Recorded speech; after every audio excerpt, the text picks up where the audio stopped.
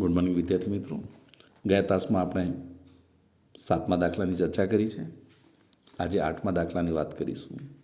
8મો દાખલો છે એ થોડોક અઘરો છે, એટલે એમાં તમે વ્યવસ્થિત ધ્યાન આપો। વ્યારાની ચૌધરી એગ્રો કંપનીએ 5 લાખ ઇક્વિટી શેર દીઠ ₹10 લેખે જાહેર જનતા માટે બહાર પાડ્યા હતા। અરજી વખતે શેર દીઠ ₹3, મંજૂરી વખતે 4, પ્રથમ અને છેલ્લા હપ્તા વખતે 3 મંગાવવામાં નક્કી કર્યા છે।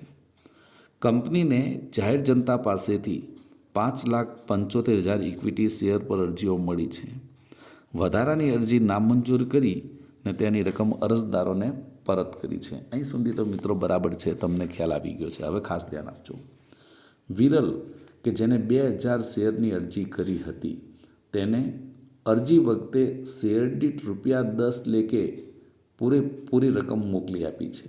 ધ્યાન આપો, આપણે અરજી વખતે ₹3 મંગાયા છે, પણ એક શેર હોલ્ડર એવો જે વિરલ કે જેને 2,000 શેરની અરજી કરી હતી, તેને અરજી વખતે ₹3 મોકલવાની જગ્યાએ ₹10 પૂરેપૂરા મોકલી દીધા છે।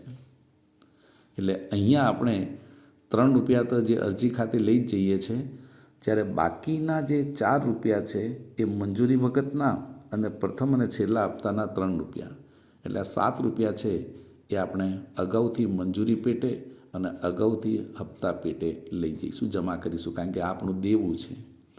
આપણે મંગાવીએ એ રકમ બરાબર છે, પણ મંગાવ્યા કરતાં વધારે મળે, અગાઉથી મળે તો એ આપણું દેવું ગણાય છે। ધ્યાન રાખીશું મિત્રો આ વાતને।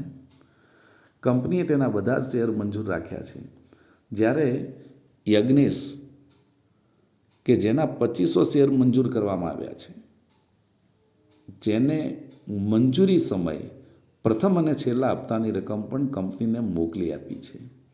હવે વિરલ જે છે એને અરજી વખતે મંજૂરી અને હપ્તાની રકમ મળી ગઈ છે, જ્યારે યજ્ઞેશ છે એ 2500 શેર મંજૂર કર્યા છે, તેને મંજૂરી સમયે છેલ્લા હપ્તાની રકમ કંપનીને મોકલી આપી છે।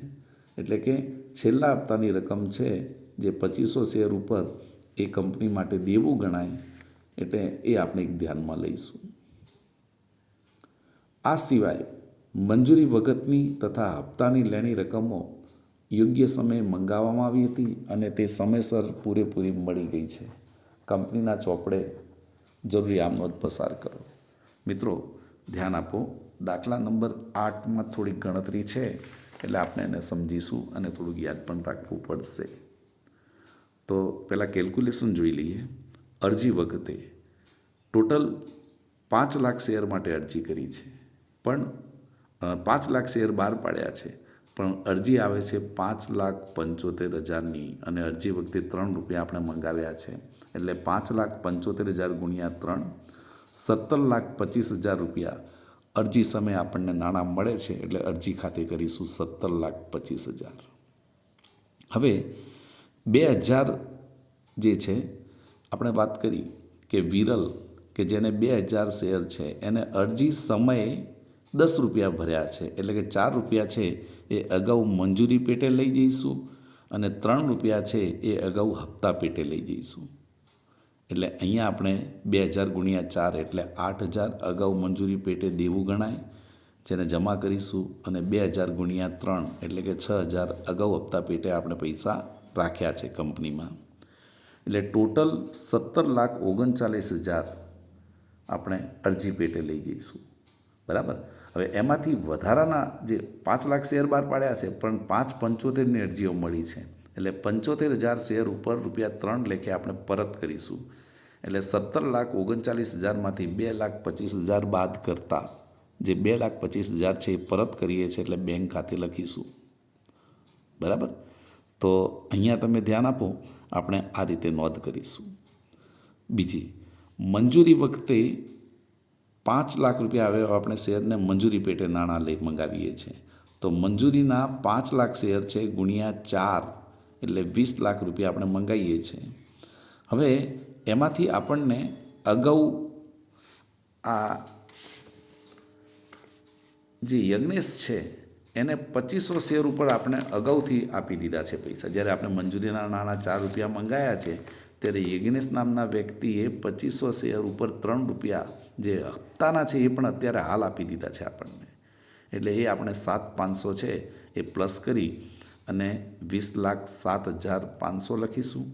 હવે અગાઉ મળેલો હપ્તો અરજી વખતે જે વિરલના જે છે અરજી વખતના એ નાણાં આપણે અહીંયા બાદ કરીશું, કારણ કે આપણને અગાઉથી મળી ગયા છે. આપણે અગાઉ મંજૂરી પેટે અરજી વખતે અગાઉ મંજૂરી પેટે રાખેલા છે એટલે 8,000 બાદ કરીશું. એટલે 19,99,500 આપણે બેંક ખાતે લખીશું. આ જ રીતે પ્રથમ હપ્તાના નાણાં મંગાવીએ છીએ 5 લાખ ગુણ્યા 3 એટલે 15 લાખ રૂપિયા થાય.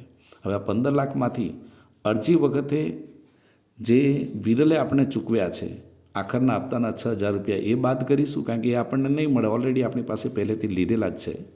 અને મંજૂરી વખતે મળેલ રકમ 7,500 જે યજ્ઞેશના છે એ પણ આપણે બાદ કરીશું. તો મિત્રો ધ્યાન આપો, આમદોદ થશે પહેલી. બેંક ખાતે ઉધાર 17,39,000 તે શેર અરજી ખાતે જમા 17,39,000. હવે અરજીના નાણાં છે આપણે શેર મૂડી ખાતે લઈ જઈશું અને વધારાના શેર ઉપર જે નાણાં મળ્યા છે એ આપણે પરત કરીશું. અને જે મંજૂરી પેટે આપણને વ્યક્તિએ 10 રૂપિયા મોકલી દીધા છે તો આપણે એની રકમ છે એ મંજૂરી પેટે લઈ જઈશું અને અગાઉ હપ્તા પેટે લઈ જઈશું, જે આપણે આગળ કેલ્ક્યુલેશન ઉપર કરેલું છે. તો શેર અરજી ખાતે ઉધાર 17,39,000 તે શેર મૂડી ખાતે જમા 15 લાખ રૂપિયા મંગાવેલ મૂડી તે બેંક ખાતે જમા 2,25,000 જે આપણે વધારાના નાણાં પરત કરીએ છીએ તે અગાઉથી મંજૂરી પેટે 8,000 જે આપણું દેવું ગણાય છે અને તે અગાઉથી મળેલ હપ્તા પેટે 6,000 રૂપિયા દેવું ગણાય એટલે આપણે જમા કરીએ છીએ, કારણ કે અગાઉથી પૈસા ભર્યા છે. વિરલ નામની વ્યક્તિએ જે 2,000 શેર ઉપર એને 4 રૂપિયા છે એ મંજૂરીના અને 3 રૂપિયા હપ્તાના પહેલેથી જ મોકલી દીધા છે, ટોટલ 10 રૂપિયા. હવે આપણે મંજૂરીના નાણાં મળે ત્યારે જ્યારે શેર મંજૂર કરવામાં આવે તો લખીશું મંજૂરીના નાણાં મંગાવાય ત્યારે શેર મંજૂરી ખાતે ઉધાર રૂપિયા 20 લાખ તે શેર મૂડી ખાતે જમા રૂપિયા 20 લાખ. હવે આ નાણાં જ્યારે મળે ત્યારે અગાઉથી જે મંજૂરી પેટે નાણાં મળ્યા છે એ 8,000 રૂપિયા આપણે બાદ કરીશું. અને આ જે યજ્ઞેશ નામનો વ્યક્તિ છે એને 2500 શેર ઉપર મંજૂરી વખતે અગાઉ હપ્તાના પૈસા 7,500 મોકલી દીધા છે તો એને આપણે દેવા તરીકે જમા કરીશું. તો બેંક ખાતે ઉધાર 19,95,000 અગાઉ મંજૂરી પેટે 8,000 જે આપણને ઓછા મળશે કારણ કે અગાઉથી મળેલા છે જે આપણે બાદ કર્યા છે તે મંજૂરી ખાતે જમા 20 લાખ રૂપિયા તે અગાઉથી મળેલ હપ્તા ખાતે 7,500 જે આપણને દેવું છે. હવે છેલ્લો હપ્તો મંગાવીએ છીએ તો લખીશું છેલ્લા હપ્તા ખાતે ઉધાર રૂપિયા 15 લાખ તે શેર મૂડી ખાતે જમા રૂપિયા 15 લાખ. હવે છેલ્લા હપ્તાના નાણાં મળે ત્યારે હવે છેલ્લા હપ્તાના નાણાં જે 15 લાખ છે એમાંથી આપણને જે વિરલે 6,000 રૂપિયા અગાઉથી હપ્તા પેટે આપ્યા છે એક બાદ કરો અને યજ્ઞેશે 7,500 જે આપણને અગાઉથી આપ્યા છે એ આપણે બાદ કરીશું. તો લખીશું બેંક ખાતે ઉધાર 14,86,500 બેંક ખાતે ઉધાર 14,86,500 તે અગાઉ મળેલ હપ્તા પેટે 13,500 અગાઉથી મળેલ હપ્તા પેટે 13,500 તે છેલ્લા હપ્તા ખાતે જમા રૂપિયા 15,000 તે છેલ્લા હપ્તા ખાતે જમા રૂપિયા 15,000. તો વિદ્યાર્થી મિત્રો આ રીતે આપણે આ થોડોક દાખલો અલગ જ ટાઈપનો છે તો તમે સમજવા પ્રયત્ન કરજો અને તમને સમજણ પડી હશે મિત્રો. ના ખ્યાલ આવે તો તમે મને રિંગ કરજો. બરાબર છે? Thank you.